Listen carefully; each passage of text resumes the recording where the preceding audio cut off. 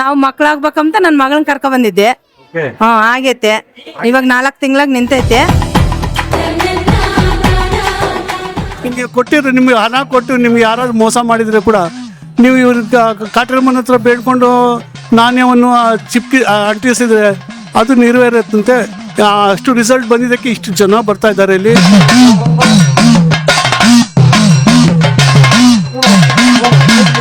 ಇವಾಗ ನಮ್ದು ಏನೋ ಸೈಟ್ದು ಒಳ್ಳೇದಾಗುತ್ತೆ, ಸೈಟ್ದು ಎಲ್ಲ ಇತ್ತು, ಅದಕ್ಕೆ ಬಂದೆ. ಇಲ್ಲಿ ತುಂಬಾ ಶಕ್ತಿಪೀಠ, ತುಂಬಾ ಅಮ್ಮನವ್ರದ್ದು ಶಕ್ತಿಪೀಠ ತುಂಬಾ ಒಳ್ಳೇದಾಗುತ್ತೆ ಅಂತ ಹೇಳ್ಬಿಟ್ಟು ಎಲ್ಲ ಇಲ್ಲಿಗೆ ಬಂದು ದೇವ್ರ ಪೂಜೆ ಮಾಡ್ಕೊಂಡು ಹೋಗೋದಕ್ಕೆ ಬರ್ತದೆ. ಮುಂದೆ ಏನ್ ಎವಿಲ್ ಆಗಿ ಬೆಳ್ದಿರಾ, ಮುಂದೆ ನಾನು ಹೈ ಲೆವೆಲ್ ಅಲ್ಲಿ ಬೆಳಿಬೇಕಂತ ಆಸೆ ಇದೆ. ಅದಕ್ಕೋಸ್ಕರ ಮನ್ಸಲ್ಲಿ ಏನೋ ಒಂದು ಗೋಲ್ ಇಟ್ಕೊಂಡು ಅಚೀವ್ ಮಾಡ್ಬೇಕು, ತುಂಬಾ ದೊಡ್ಡ ಗೋಲ್ ಇದೆ, ಅದಕ್ಕೋಸ್ಕರ ಬರ್ತಿದ್ದೀವಿ. ಸರ್ ಮೊದಲು ಪಾಪು ಇರಲಿಲ್ಲ, ಇಲ್ಲಿ ಬಂದು ಅರಕೆ ಮಾಡಿದ್ವಿ. ಮದುವೆ ಆಗಿ 3 ವರ್ಷ ಆಗಿತ್ತು. ಇಲ್ಲಿ ಬಂದ ನಂತರ ಮಗು ಆಗೈತೆ ಸರ್.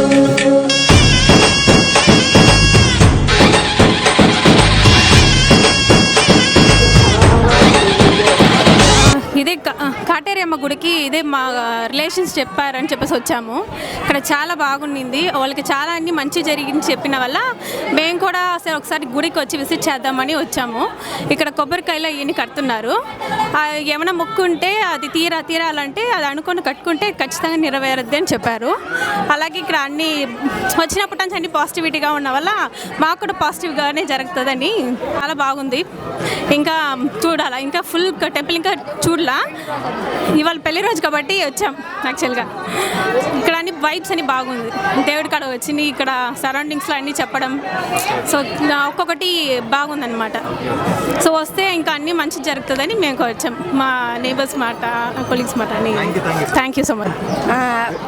అంటే 1 వీక్ ముందు అనుకున్నాను గుడికి రావాలని. అనుకున్నానో లేదో అట్లే అమ్మవారు పిలుచుకున్నారు. చాలా శక్తివంతమైన అమ్మవారు. చాలా బాగుంది గుడి అయితే. చాలా సంతోషంగా ఉంది ఇక్కడికి వచ్చి పూజ చేసుకున్నందుకు. చాలా హ్యాపీగా ఉంది. చాలా హ్యాపీగా ఉంది, చాలా సంతోషంగా ఉంది. అమ్మవారిని దర్శించుకున్నందుకు చాలా బాగా దర్శనం కూడా అయింది. అనుకోలేదు ఇంత త్వరగా ఇంత బాగా దర్శనం అవుతుందని. చాలా బాగా అయింది. అంటే నమ్మకం లేకుండా ఉండకూడదు. ఇక్కడికి వచ్చి మనం అమ్మవారిని నమ్మి ఏదైనా కోరుకుంటే ఖచ్చితంగా తీరుతుంది. నమ్మకుండా ఏమంటే అవి అనుకోకూడదు. ನಾವು ಬಂದಿರೋದು ಬೆಂಗಳೂರಿಂದ, ಬೆಂಗಳೂರು ಹೊಸ ರೋಡು. ಇಲ್ಲಿ ಸುಮಾರು ಇವತ್ತು 4ನೇ ಸಲ ಬಂದಿರೋದು. ಅದೇ ನಾವು ಇನ್ಸ್ಟಾಗ್ರಾಮ್ ನೋಡ್ಬಿಟ್ಟು ಬಂದಿದ್ದೀವಿ ಇಲ್ಲಿ. ಆಮೇಲೆ ಈ ಕಾಟ್ರಮ್ಮ ದೇವಿ ದರ್ಶನ ಮಾಡೋಕ್ಕೆ ಬಂದ್ವಿ. ಪ್ರತಿ ಗುರುವಾರ ಬರ್ತಾಯಿದ್ದೀವಿ. ಇವತ್ತು ಶುಕ್ರವಾರ ಪೂರ್ಣಿಮಾ ಅಂತ ಬಂದಿದ್ದೀವಿ. ಆಮೇಲೆ ಈ ಕಾಯಿ ಕಟ್ಟೋದು ಒಂಥರ ಡಿಫ್ರೆಂಟಾಗಿತ್ತು, ಒಂಥರ ಪೀಸ್ಫುಲ್ಲು. ಕಟ್ಟಾದ್ಮೇಲೆ ಲೈಫ್ನಲ್ಲಿ ತುಂಬ ಅಪ್ ಆ್ಯಂಡ್ ಡೌನ್ಸ್ ಇದ್ದೇ ಇರುತ್ತೆ. ಸೊ ಅದೇ among so many up and downs ಇದೊಂದು ಅಪ್ ಆ್ಯಂಡ್ ಡೌನು, ಇದೊಂದು ಸಾಲ್ವ್ ಆಗಲಿ ಅಂತ ಒಂದು ಹೋಪಿಂದ ಬರ್ತಾಯಿದ್ದೀವಿ. Thank you. ಮನಿ ಪ್ರಾಬ್ಲಮ್ಮು ಮತ್ತು ಬಿಸ್ನೆಸ್ ಪ್ರಾಬ್ಲಮ್ ಇತ್ತು, ಅವೆಲ್ಲ ಸಾಲ್ವ್ ಆಗಿದೆ ಇಲ್ಲಿಗೆ ಬಂದಮೇಲೆ. ಸೊ ಕಾಯಿ ಕಟ್ಟಿದ್ರೂ ಒಳ್ಳೇದಾಗಿದೆ ಸರ್. ಅರಕೆ ಮಾಡ್ಕೊಂಡ್ರೆ ಹಾಗೆ ಆಗುತ್ತೆ ಸರ್.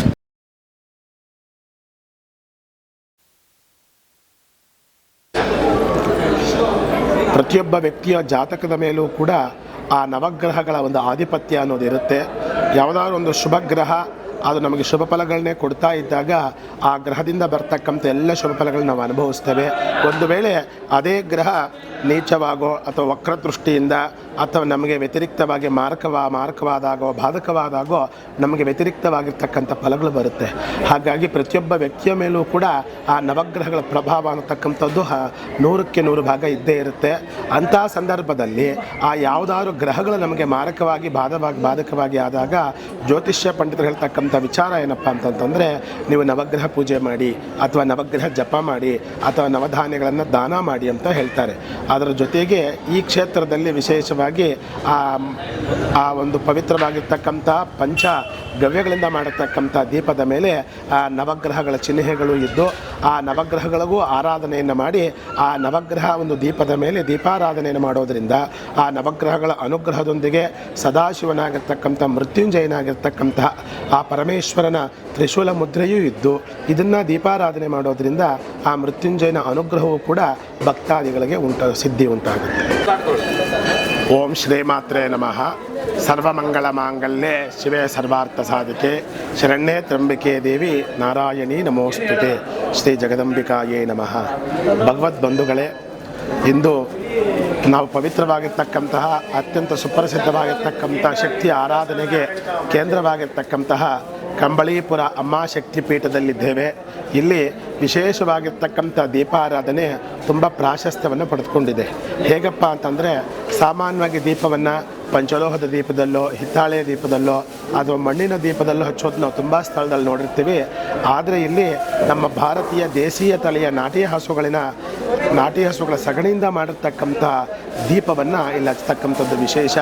ಈ ದೀಪವನ್ನು ವಿಶೇಷವಾಗಿರ್ತಕ್ಕಂಥ ಪಂಚಗವ್ಯಗಳಿಂದ ವಿಶೇಷವಾಗಿ ಸಗಣಿಯಿಂದ ಮಾಡಲ್ಪಟ್ಟಿದ್ದು, ಇದರಲ್ಲಿ ತುಪ್ಪದಿಂದ ಅಥವಾ ಎಣ್ಣೆಯಿಂದ ದೀಪಾರಾಧನೆ ಮಾಡೋದರಿಂದ ಇಲ್ಲಿರ್ತಕ್ಕಂಥ ಪ್ರಕೃತಿಯೆಲ್ಲ ತುಂಬ ಪವಿತ್ರವಾಗಿದೆ. ಆ ಭಗವತಿಯು ಕೂಡ ತುಂಬ ತೃಪ್ತಿಯಿಂದ ನಾವು ಮಾಡ್ತಾ ಇರ್ತಕ್ಕಂಥ ದೀಪಾರಾಧನೆಯನ್ನು ಸ್ವೀಕರಿಸ್ತಾ ಇದ್ದಾಳೆ.